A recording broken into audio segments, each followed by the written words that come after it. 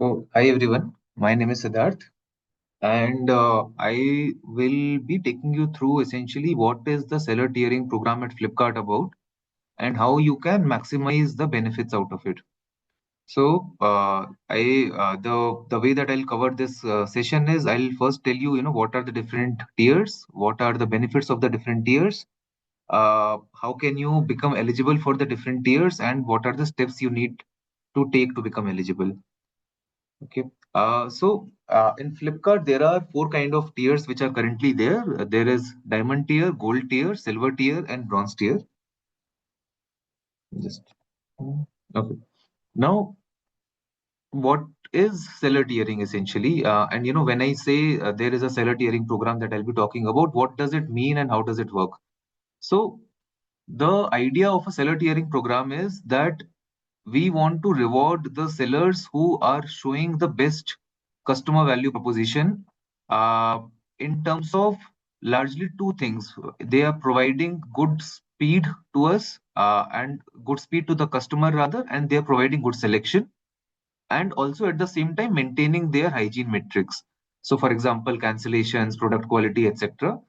The idea is that if a seller is displaying this behavior, then we should have some kind of a differential benefits for these sellers. That is the entire purpose of seller tiering at Flipkart. How it works is for every 90 days, Flipkart evaluates on your these performance metrics that I talked about. I will go through them in detail, but it's a quarterly evaluation, which means that all the sellers are evaluated for a 90-day time period, and based on these 90 days period, we evaluate what are your scores on each of the metrics, and then a final score tells you what is going to be the uh, tier for your next quarter. That is essentially the idea of a seller tiering, and that's how, at least at Flipkart, we are currently doing seller tiering. What's in it for the sellers? A higher tier will unlock good benefits, be it in terms of fees, be it in terms of faster payments, scam support, etc. There are real benefits that a seller can essentially make out of this, both in terms of the support that a CAM can provide and in terms of the visibility in terms of the faster payout, which will essentially help reduce your working capital as well. This program has actually been live on Flipkart since 2016, but has gone through various modifications. And the current shape and form of the seller tiering program, like I said, currently focuses on two metrics largely, which is selection and speed. And we incentivize on selection and speed. Okay. Now, how does this tiering work? So, any new seller on Flipkart by default enters the silver tier.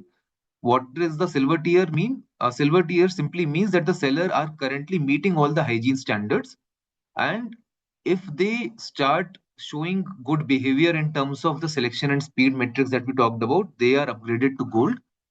Uh, if they further show good behavior in terms of maintaining these behavior of selection and speed at a scale as well, which is they're able to meet a certain GMV criteria, then they are upgraded from gold to diamond. Conversely, if a seller who's currently entering at silver is not able to meet the hygiene standards, then they are downgraded to bronze tier. That's how the current seller tiering works. The important point to note is that by default, you will be entering at a silver tier, which means your base tier is silver. Based on the metric performance, you are either upgraded to gold or you are either downgraded to bronze. Okay. Now, I'll first talk about what are the benefits of the different tiers and then go to what are the eligibility criteria of the different tiers. So, essentially, if you are a gold seller, I'll talk about the gold seller first. You are getting largely two benefits. One is your payment days are reduced from 10 days to 3 days as compared to silver, which means it's a 3x improvement in your working capital. And additionally, they get benefit in terms of the ads base in terms of visibility via free credits in their ads portal. So the from the last quarter, we essentially introduced these benefits where we said that every seller who becomes gold will get 15,000 free ads credit. The way that this 15,000 will be dispersed is rupees 5,000 free ad credits will be disbursed every month and they will expire at the end of every month, which means that you should maximize the ad credits that you're getting for that month and top it up with your own contribution so that you're able to maximize the ROAS of your ads performance. That's the benefits of the gold tier. In diamond tier,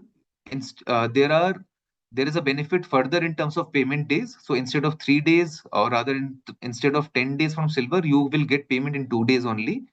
And there is a additional benefit of fixed fee where instead of your current base rate card, you will be charged 15 rupees lesser than the base rate card. There, the ads credit benefit is only applicable to gold sellers. And for the diamond sellers, the benefit is passed on in terms of fixed fee. Conversely, for bronze sellers, there is uh, the base rate card is actually higher by 10 rupees, which means that if you are not displaying the ideal behavior of maintaining the hygiene metrics, then you will be charged a higher fixed fee of 10 rupees, and your payment days will also increase to 15 days, which means that there is a lot of benefit if you are moving from a bronze seller to a gold seller, where your payment days is actually reducing by 5x and you are additionally getting a benefit in terms of fixed fees and you're getting an additional benefit in terms of Flipkart ad credits as well. Now, these are the benefits that are currently there, and these benefits are actually, we have done a lot of seller surveys to understand what are the kind of benefits that the seller would like to see, and payment days and visibility via ads credit is two things that came out strongly, which we have introduced from the last quarter. Now, coming to what are the how do you qualify from a how do you qualify in different tiers? So this sheet, and I will come to the individual definitions of each of the metrics. I'll first go through what are the criterias in each of these metrics. So, for example, if I talk about silver tier, then to stay in the silver tier, your DVD breaches should be less than 1.2%, and your seller cancellations should be less than 0.5%.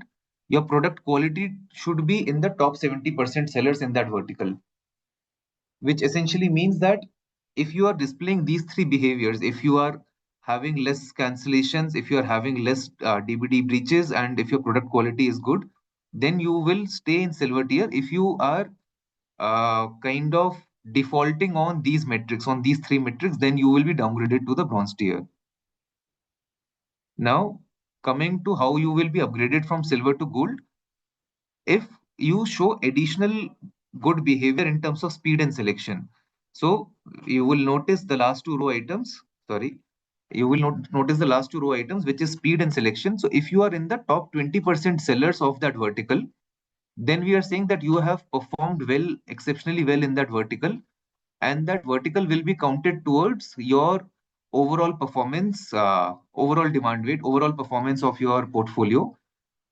If you are not performing in that particular vertical, but essentially are able to meet up 70% total business volume of your total business via the verticals which are qualifying in either speed or selection. You don't need to qualify for both. You either need to show very good metrics in terms of speed, or you need to show very good metrics in terms of selection. Then you will be upgraded to gold tier. Additionally, from gold to diamond, if you are doing either 40 lakhs units or 175 CR GMV annually, in the evaluation period, not annually, then you and showing additional good behavior in terms of DVD breaches, cancellations, as well as product quality, then you will be upgraded to diamond seller as well. I will now cover what does it mean of what does these different parameters mean really. So, okay, talking about what is a product rating, which is a important metric, a hygiene metric for you to remain in silver tier. This is the average rating of your live listings from customer reviews, which essentially means that in the last 90 days, whatever reviews that you have received, if your product quality is in the top 50 to 70% of your, if you're above the top 50 to 70% above other sellers, then you will continue to be in silver tier, which means this you should focus on improving the customer reviews that you're getting on your products. The second is DBD breaches, which is again a hygiene metric for you to remain in silver, which is talking about number of units where you miss the planned dispatch deadline.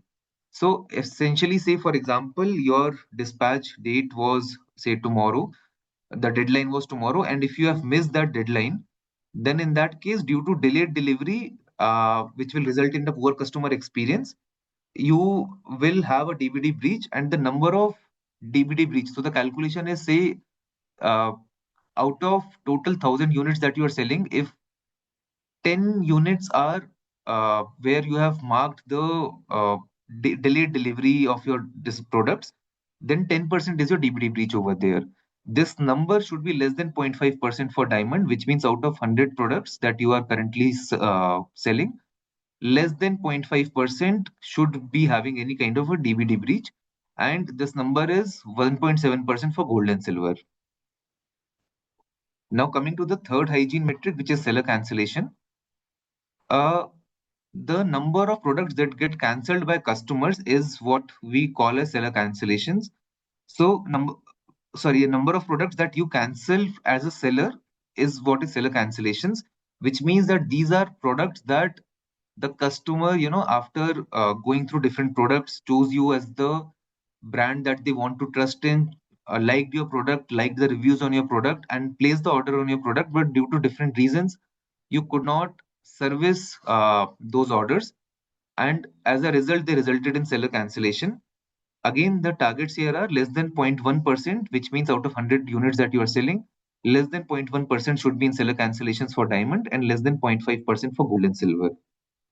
Now, these are the three metrics, the 1, 4, and 5, which is displayed on the screen here. These are called as hygiene metrics. And if you perform well over there, you will stay in the silver tier. If you perform bad on these metrics, then you will be downgraded to the bronze tier. Now, the point number 2 and 3, which is mentioned over here, which is regional utilization and new selection GMV. These are the metrics that you need to focus on if you are currently already in silver tier and want to be upgraded to the gold tier. I'll first cover regional utilization.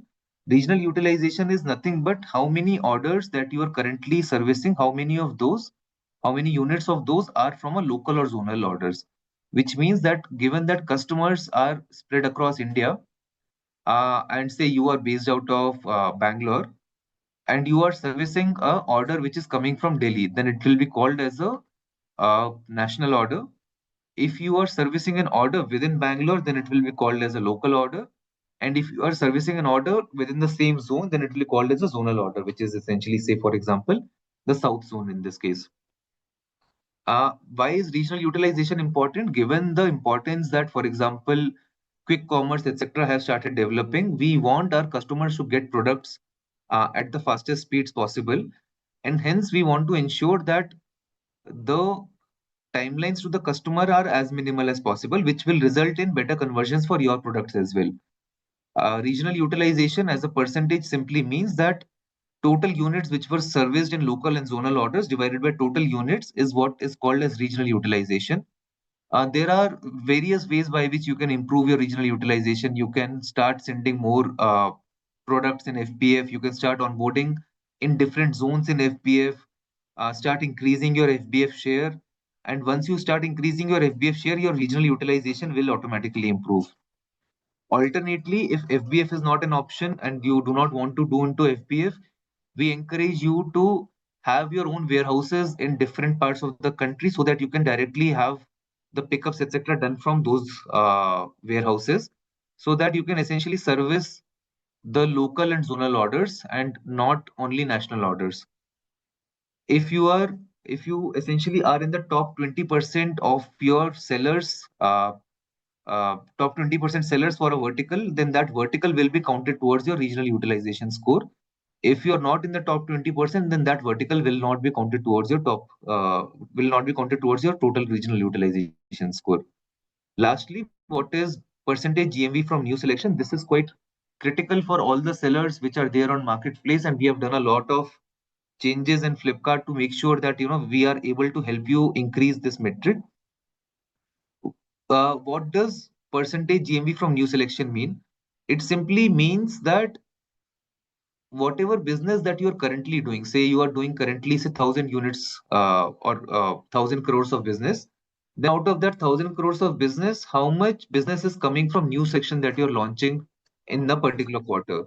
So say for example, in the evaluation period of the last quarter, which was February, March, April, if you launch certain new selection, you made sure that your products are live at the best pricing. You made sure that you're running ads on them, and hence you are actually making sure that your new selection is actually transacting. Then whatever contribution that you have from that new selection, overall as a percentage of your overall business, is what will be counted towards this metric. Again, in a particular vertical, you need to be in the top 20% of your sellers for you to be counted, for that vertical to be counted towards the new selection criteria. And if you are able to fulfill that for all the verticals, then you will have a very good new selection score, and you have a very high likelihood chance of moving to a gold seller. Again, repeating, regional utilization and percentage GMV from new selection, both of these metrics are uh, either or, which essentially means that to become a gold sellers, you can either focus on new selection or you can focus on speed. If you are able to do both, very good. But you should be focusing on one of these metrics to the complete extent to make sure that you are actually becoming a gold seller from a silver seller. Just a recap of what we have discussed: how to become from bronze to silver. Make sure that your DVD breaches are below 1.7 percentage, your seller cancellations are below 0.5 percentage, and your product rating is in the top 70% of your vertical, will result in you becoming from moving from bronze to silver. For your movement from silver to gold, you have to make sure that your DBD and cancellations are still the same, which is there in silver, but now you have to additionally make sure that your product rating is in the top 50% instead of the top 70%. And you are additionally doing well in terms of both the regional utilization, which is the speed metric, and the new selection GMV percentage, which is the selection metric. Lastly, for moving from gold to diamond, you need to make sure that you are able to display all these very good behavior in all these metrics, be it product quality, seller cancellations, DVD breaches, new selection, regional utilization. You are able to fulfill all of these at scale, which means at least 40 lakh units in the 90-day period or greater than 175 CR GMV in the 90-day period, apart from making sure that your DVD breaches are less than 0.5% and cancellations are less than 0.1%. So these are how essentially you can, up tier from where you are currently. Make sure that you are dispatching all the orders on time and avoiding cancellations. Make sure that you are adding regional warehouses or selling products via FBF, and adding a lot of new selection. Making sure that your new selection is priced at the right price. Making sure that you are placing the new selection listings in your ads campaigns to make sure that they start transacting. Okay. Now, lastly, coming to how the evaluation period is currently placed. So, uh, we have an evaluation period of 90 days. So, for example, let's say the last year trend lines that if we talk about, then August 16th to November 15th is the 90-day period that will be there. For November 16th to November 30, we will wait for the data to stabilize. For example, there will be certain returns, there will be certain cancellations, etc. So we'll wait for the data to stabilize for that 15 days. Evaluation period, however, will remain from August 16th to November 15th. What I mean by evaluation period is that all the metrics that we have just now discussed will only be evaluated for these 90 days only. And then finally, based on the calculation of the data from August 16 to November 15 period, you will have a new tier that will be allocated to you on December 1st, which will be applicable for the next 90 days, which in this case is February. So, for example, our seller evaluation criteria is till February, then the next criteria will be from March, April, May. Currently, it will be from June, July, August, which means that, for example, in the current period, you will be evaluated till 15th August, and then from 1st of September, you will be awarded a new criteria based on the performance of your performance of these metrics in the last 90 days. That's how the current evaluation period is also there. This is just an explanation of how the different metrics will work, which you have already covered. So yeah, I think these were the pointers that I wanted to cover from my side. Now, Karthik will take you through a walkthrough of where you can see all these metrics on your seller dashboard and what does all of these metrics on the seller dashboard would mean.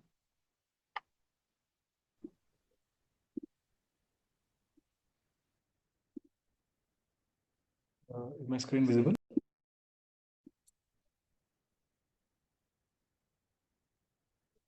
Okay. नमस्ते sellers.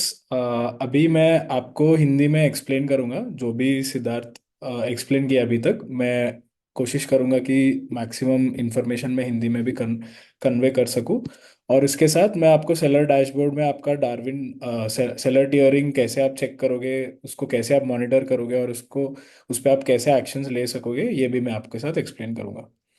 सो sellers Hind अगर seller tier की बात करें तो broadly 4 tier है: bronze, silver, gold और diamond.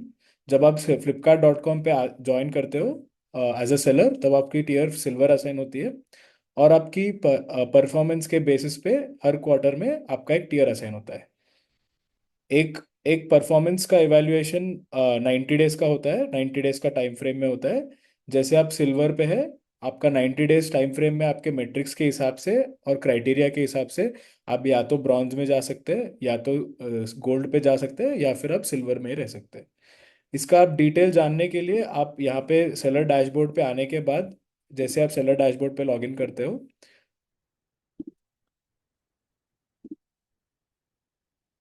1 second.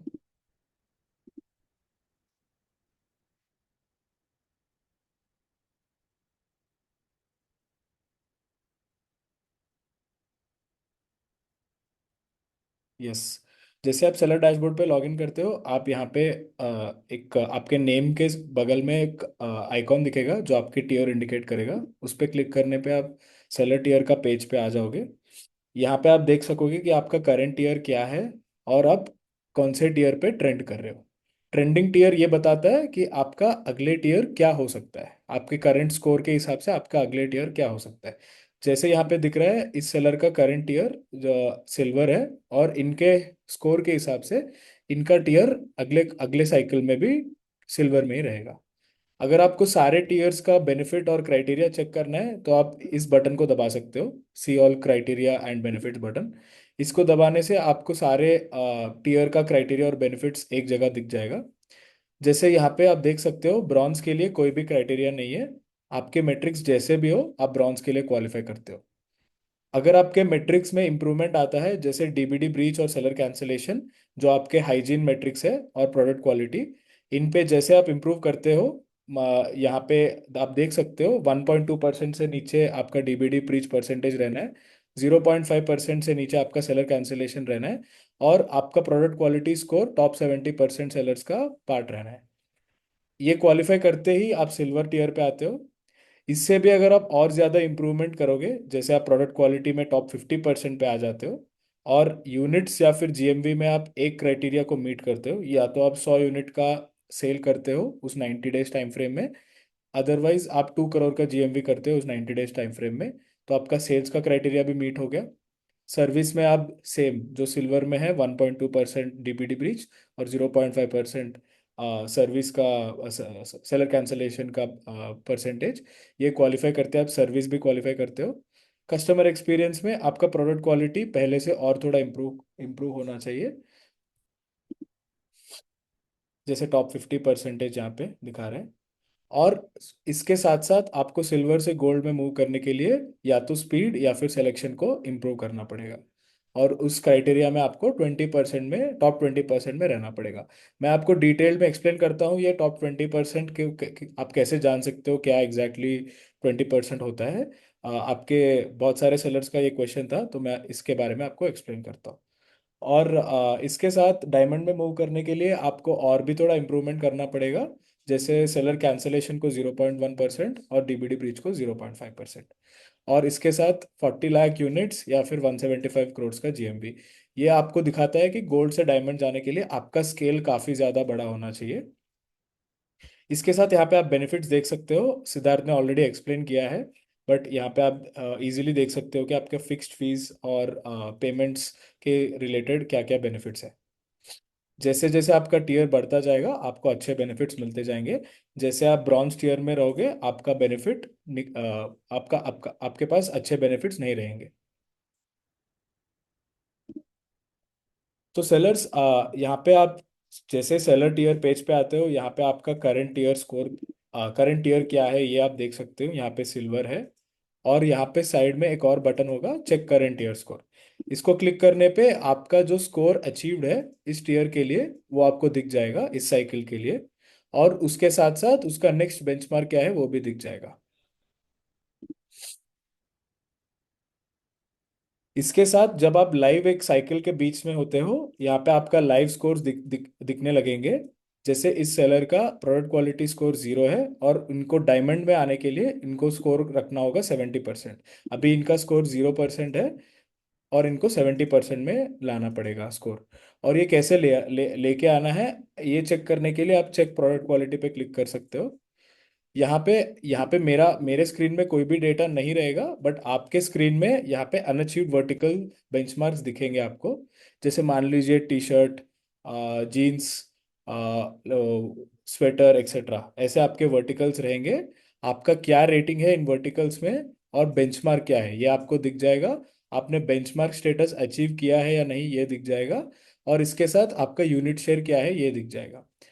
ऊपर एक अचीव्ड वर्टिकल बेंचमार्क्स का भी सेक्शन होगा, जहाँ पे फिर से आपके वर्टिकल्स होंगे।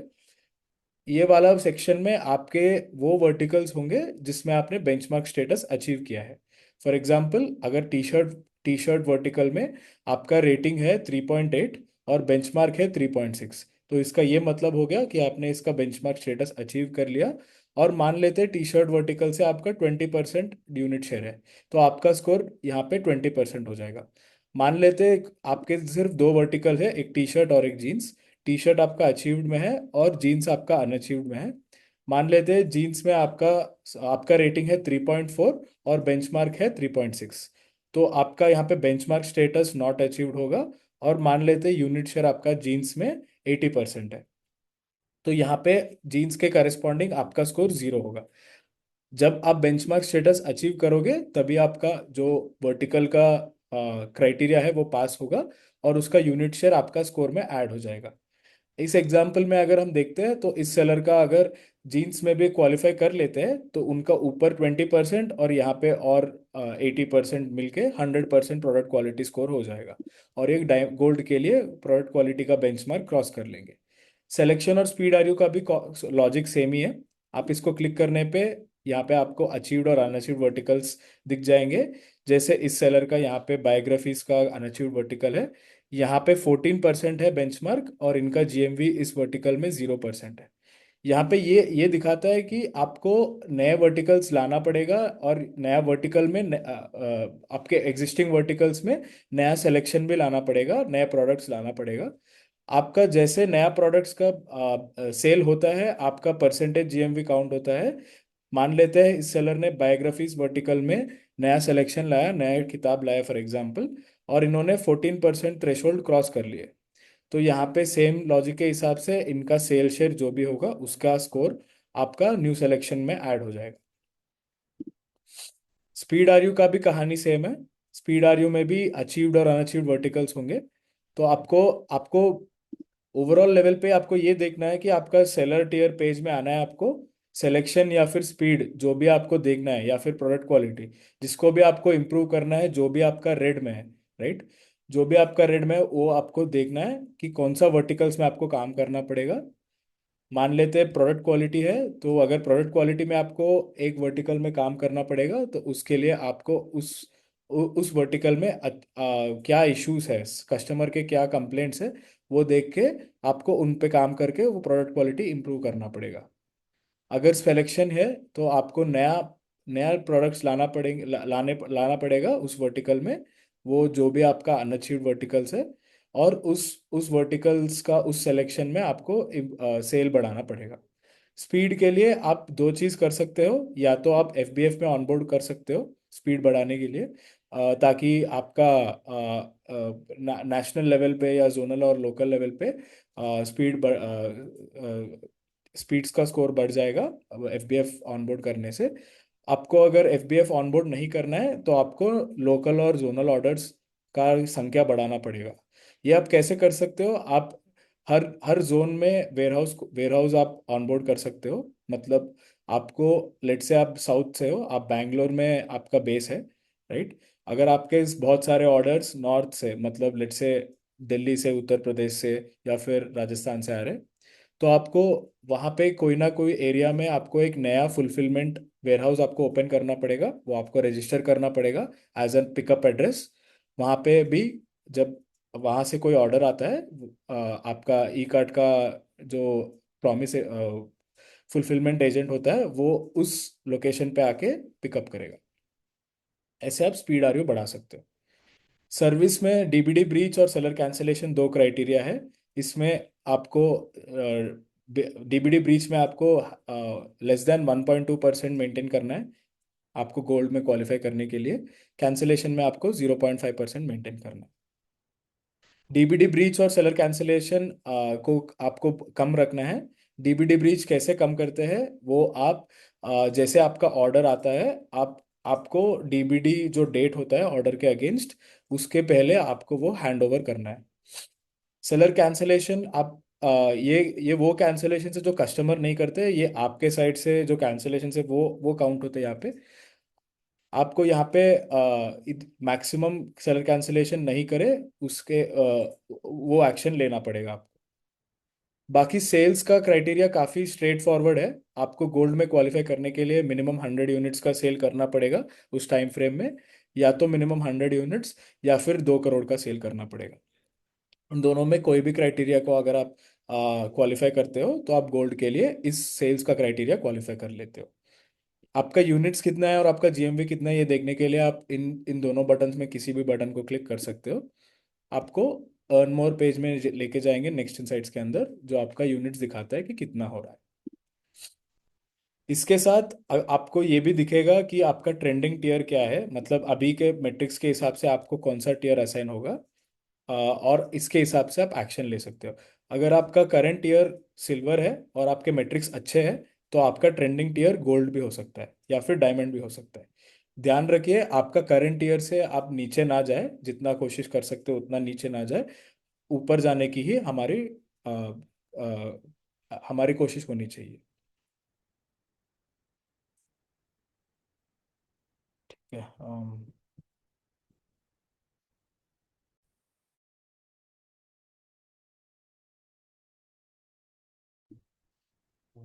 सेलर्स, अभी मैं आपके जो क्वेश्चन है वो मैं आंसर करने का ट्राई करूंगा।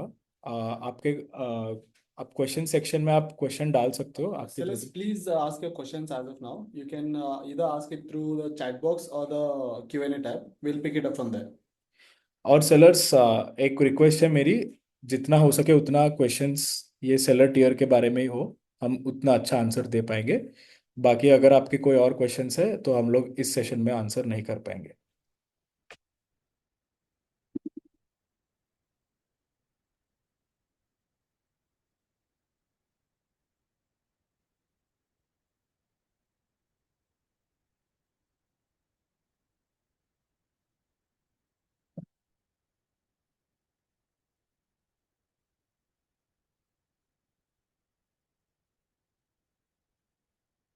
Any question sellers? So Asif का क्वेश्चन ये है कि how is the product quality score evaluated. Asif sir, आप यहाँ पे सेलर डैशबोर्ड पे आके, सेलर टियरिंग पेज में आके आप देख सकते हो, चेक यहाँ पे चेक प्रोडक्ट क्वालिटी का एक बटन है, उसको आप क्लिक कर सकते हो। यहाँ पे आपको दो टैब मिलेंगे, एक अचीव वर्टिकल्स और एक अनअचीव वर्टिकल्स। अगर आपका क्वेश्चन ये है कि आपका स्कोर अभी क्या है, वो आपको अचीव वर्टिकल से मिलेगा। यहाँ पे आप वो वर्टिकल्स का डेटा देख सकते हो जिसमें आपका बेंचमार्क से अच्छा रेटिंग है। मान लेते हैं अगर टी शर्ट्स है, आपका रेटिंग शायद टी शर्ट्स में लेट से 3.8 है और लेट से बेंचमार्क रेटिंग 3.6 है, तो आपने यहाँ पे बेंचमार्क स्टेटस अचीव कर लिया।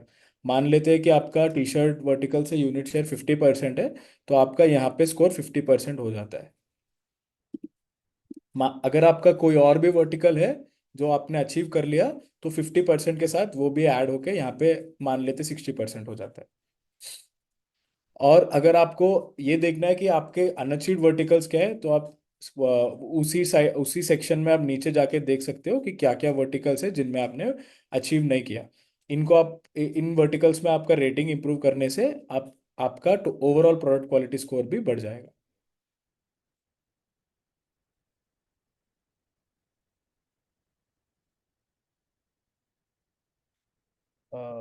Next question.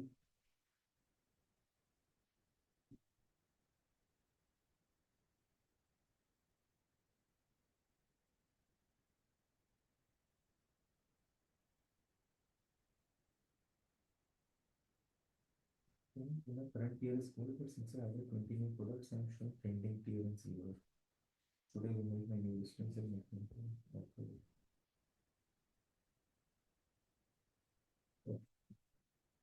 सो ऐसे आपका क्वेश्चन मैं देख पा रहा हूँ, आपका करंट ईयर गोल्ड है बट आपने 20 न्यू प्रोडक्ट्स ऐड किए और आपका ट्रेंडिंग टीयर सिल्वर हो गया। सर एक्चुअली नए नए प्रोडक्ट्स ऐड करने से आपका टीयर ट्रेंडिंग टीयर सिल्वर में नहीं चला जाएगा। आपको सेलर डैशबोर्ड पे आके आपको ये देखना है कि आपका कौन सा क्राइटेरिया यहाँ पे रेड में है, राइट।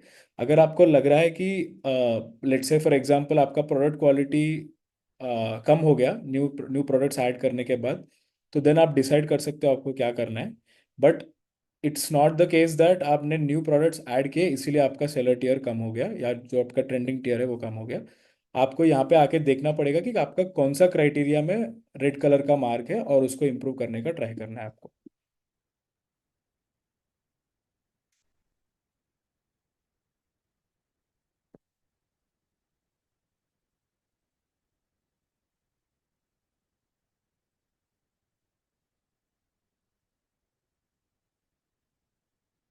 सहयोग डिजिटल, आपका क्वेश्चन ये है कि how to setup warehouses in different regions.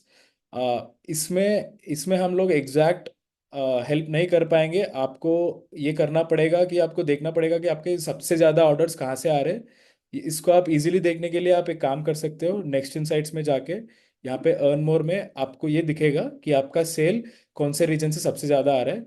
मान लेते हैं आप बैंगलोर से हो, आपका वेयर हाउस करेंटली बैंगलोर में है, बट आपका लेट से ऑर्डर्स सबसे ज़्यादा नॉर्दर्न बेल्ट से आ रहा है। तो आपको क्या करना है, एक अच्छा जगह पकड़ना है यहाँ पे जहाँ पे और भी अदर सेलर्स होंगे। वहाँ पे आपको जाके एक वेयर हाउस या फिर एक पिकअप लोकेशन ऐड करना है वहाँ से, ताकि आप वहाँ से भी ऑर्डर्स फुलफिल कर पाओ।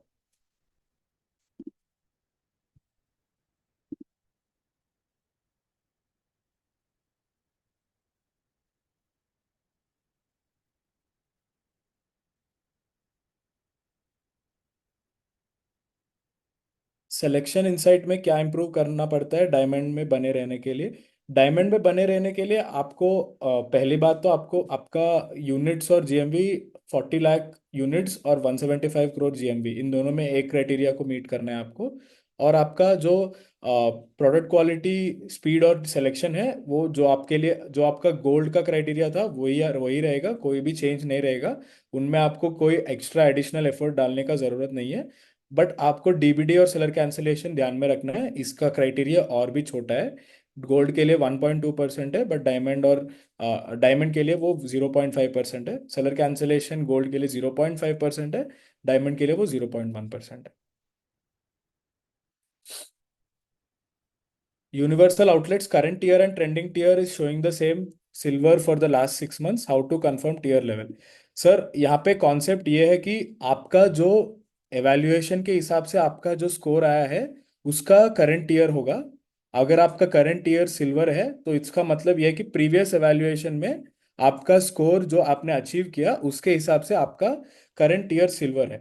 ट्रेंडिंग टीयर ये बताता है कि आपका अगले टीयर क्या होगा, अगले साइकिल में जो ये 90 डेज के बाद जो आपका टीयर्स असाइन होगा वो आपको बताते हैं ट्रेंड, वो ट्रेंडिंग टियर आपको बताता है, राइट। तो अगर आपका करंट टियर और ट्रेंडिंग टियर सेम दिख रहा है, इसका कोई भी मीनिंग नहीं है। आपको बस सेलर डैशबोर्ड पे आके आपका ट्रेंडिंग टियर सिल्वर से गोल्ड में मूव करने के लिए क्या करना है वो आप देख सकते हो।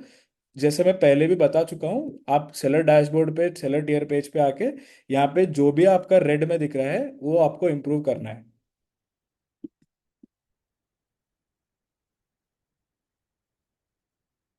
Selection and speed are your red. So as I explained previously, you can look at your selection and speed by clicking on these buttons and seeing which verticals you're not meeting the criteria. Try to achieve the criteria and your score will definitely improve. Sagar sir, customer experience and service both are achieved and in green but you are still at silver.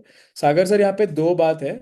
आपको gold में move करने के लिए service और customer experience in दोनों के साथ साथ सेल्स का भी क्राइटेरिया मैच करना है, राइट। तो वंस आप सेल्स में 100 यूनिट्स ऑफ सेल या फिर 2 करोड़ ऑफ जीएमवी करोगे उस साइकिल में, मतलब यहाँ पे जैसे आप देख सकते हो 1 सितंबर से पहले, मतलब 15 अगस्त से पहले अगर आप 100 यूनिट्स या फिर 2 करोड़ का जीएमवी अगर आप करते हो और आपका यहाँ पे बाकी सारे मेट्रिक्स भी अगर ग्रीन में है, तो आपका नेक्स्ट टीयर जो है वो गोल्ड में आ जाएगा।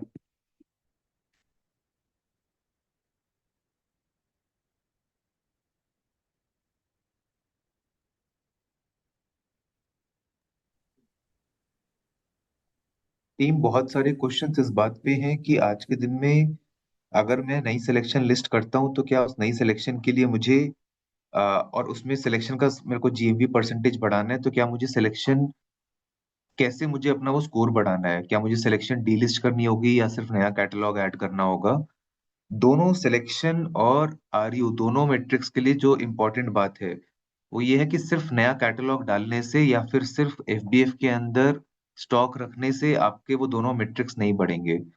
आपको इंश्योर करना है कि उसके ऊपर आप काम भी कर रहे हैं, आप उस पर ध्यान दे रहे हैं, आप कोशिश कर रहे हैं कि वो जो नए प्रोडक्ट्स हैं उनकी जो लिस्टिंग्स हैं और उसका जो प्राइस है, लिस्टिंग प्राइस है, वो आपने अच्छा रखा हुआ है, कॉम्पिटिटिव रखा हुआ है।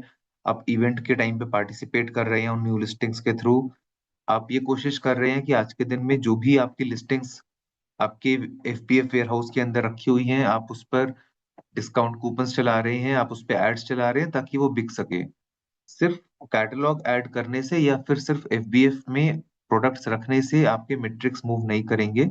आपको दोनों जगहों पे मेक श्योर करना है कि ये बिक सकते हैं। नया सिलेक्शन बेचने के लिए सबसे आसान तरीका है कि आप उस पर एड्स कैंपेन चला सकते हैं। जो एफपीएफ वेयर हाउस में जो सिलेक्शन रखा हुआ है उसका सबसे आसान तरीका है कि आप उसकी प्राइसिंग अच्छी रखते हैं तो उसका सबसे ज्यादा बिकने के चांसेस हो सकते हैं। बट जब तक आप काम नहीं करेंगे अपने सिलेक्शन और वेयरहाउस में जो पड़ा हुआ स्टॉक है उसको बेचने के लिए सिर्फ कैटलॉग ऐड करने से काम नहीं बन पाएगा।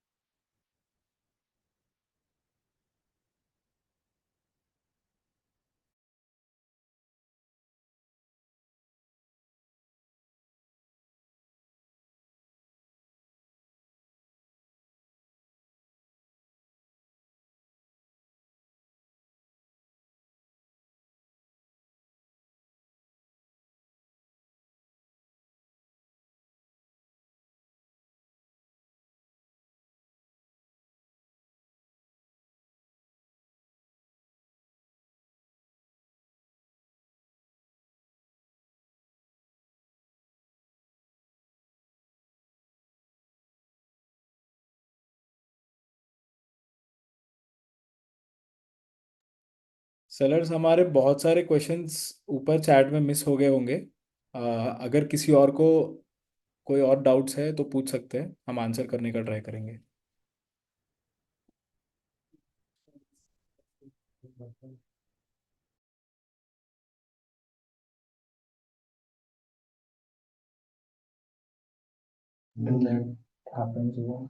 और टीम, कहीं पर एक क्वेश्चन था जो सबके लिए एड्रेस कर रहे हैं कि करने से लैच करने से आपकी जो एफएसएन की रेटिंग है वो आपके प्रोडक्ट्स के लिए भी एप्लीकेबल होगी। लेकिन आपको इंश्योर करना है कि बाय नाउ बटन मिल रहा है आपको, अगर आपने लैच किया है तो, और जो उस प्रोडक्ट की बिक्री हो रही है वो आपके थ्रू ही हो रही है। और वो जो बिक्री हो रही है एसेंशियली उसके अंदर में आप, अगेन अगर आपने सिर्फ नया सिलेक्शन लैच करा है, न्यू सिलेक्शन आप लैच करते हैं तो वो बिक्री में काउंट होगा।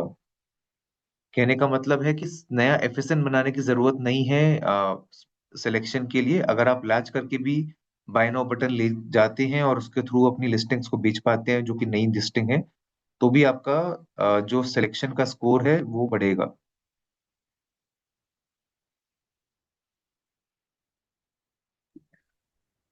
शशि और स्पार्कल टूल्स दोनों का सिमिलर क्वेश्चन है। शशि, आप ये बोल रहे हो कि आपका प्रोडक्ट क्वालिटी 87% है, जो काफ़ी अच्छा है, बट सिलेक्शन और स्पीड 0 और 1% पे है। आपको गोल्ड में मूव करने के लिए इन दोनों में से कोई भी एक को पकड़ के उस पर पूरा फोकस करना है, राइट? या तो स्पीड या फिर न्यू सिलेक्शन।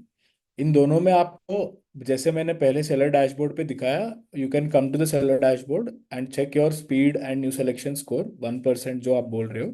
उसके नीचे चेक का बटन होगा, उसको क्लिक करने पे आपके जो सारे अनअचीव्ड वर्टिकल्स है वो आपको दिखने लगेंगे।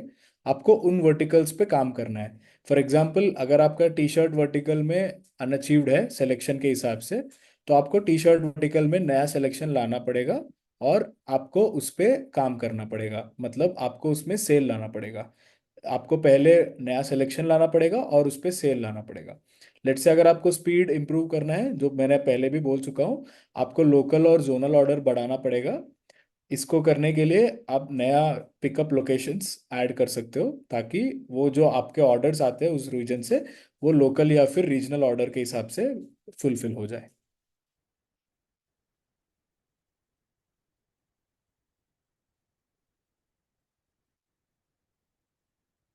स्पार्कल टूल्स, आपका जब आप ज्वाइन किए तब आपका सिल्वर टियर असाइन हो गया होगा। आपको गोल्ड टियर में मूव करने के लिए, जो जैसे मैंने बताया, आपको सेलर डैशबोर्ड पे लॉगिन करके आपके सारे क्राइटेरिया आपके सामने सामने रहेंगे सेलर टियरिंग पेज में। वहाँ पे आप देख सकते हो रेड कलर में कौन सा क्राइटेरिया है, उस पे आपको काम करना पड़ेगा। वो ये भी हो सकता है कि आपको सेल्स पे भी काम करना पड़ेगा। लेट से आपका प्रोडक्ट क्वालिटी, सिलेक्शन या स्पीड और डीबीडी ब्रीच और सेलर कैंसिलेशन सब कुछ सही है, बट आपको सेल भी बढ़ाना पड़ेगा। गोल्ड में मूव करने के लिए एटलीस्ट आपको 2 करोड़ का जीएमवी या फिर 100 यूनिट का सेल करना पड़ेगा।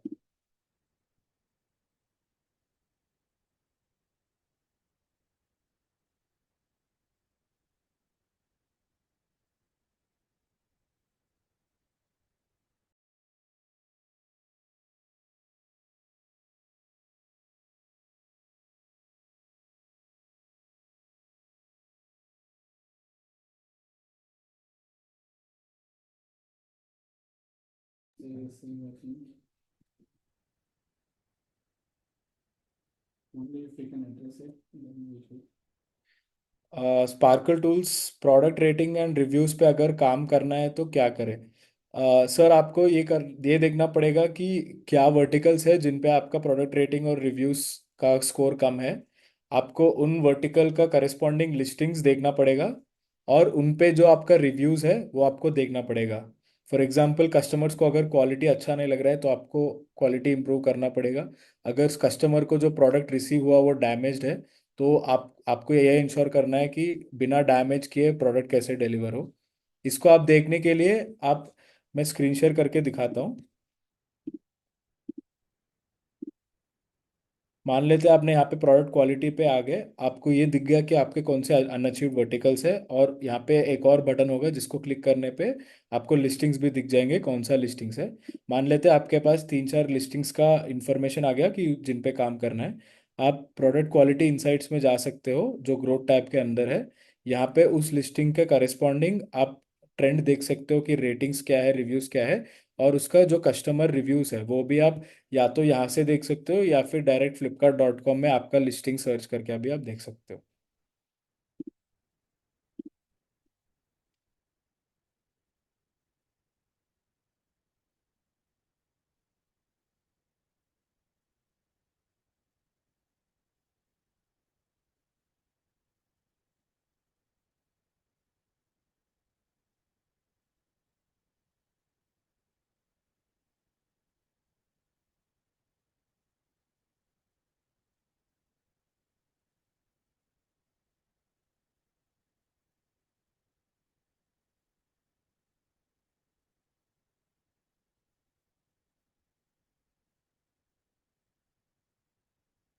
विशाल, you have asked seller cancellation कैसे होता है। विशाल, आप सेलर कैंसिलेशन चेक करने के लिए फिर से मैं स्क्रीन शेयर करके दिखा दूंगा। आप यहाँ पे आके आपका सेलर डार्विन पेज में आने के बाद आपको यहाँ पे सेलर कैंसिलेशन दिख जाएगा। इस पे क्लिक कर सकते हो। ये आपका कैंसिलेशन पेज में लेके जाएगा। यहाँ पे दिख जाएगा आपको कि आपके टोटल कितने यूनिट्स का सेल, ग्रॉस सेल था, और आपने कितना कैंसिलेशन किया, और आपके कितने लॉजिस्टिक रिटर्न्स है। यहाँ पे आप ये भी देख सकते हो कि आपने कैंसिलेशन का रीज़न क्या था, अगर वो लॉजिस्टिक रिटर्न का है। और अगर आपका प्री डिस्पैच कैंसिलेशन है, मतलब ये आपके तरफ से या फिर मार्केट प्लेस की तरफ से कैंसिलेशन है, तो इसका रीज़न आपको पता होगा अगर आपके तरफ से कैंसिलेशन है। यहाँ पे आप देख के आप फिगर आउट कर सकते हो कि आपका कैंसिलेशन स्कोर ज़्यादा क्यों है। Thank you sellers. Thank you, Karthik. I believe most of the questions were answered. So, sellers will be ending up the session here. Thank you so much for attending the session. I hope the session was insightful. Thank you, Siddharth, and thank you, Karthik, for taking up the session. We'll be similarly coming up with sessions in next week as well. You can we'll be sending out the comms as well, so you can register yourself and attend. Till then, see you all. You all have a good day. Thank you, sellers. Thank you, Karthik. Thank you, Siddharth. Thank you.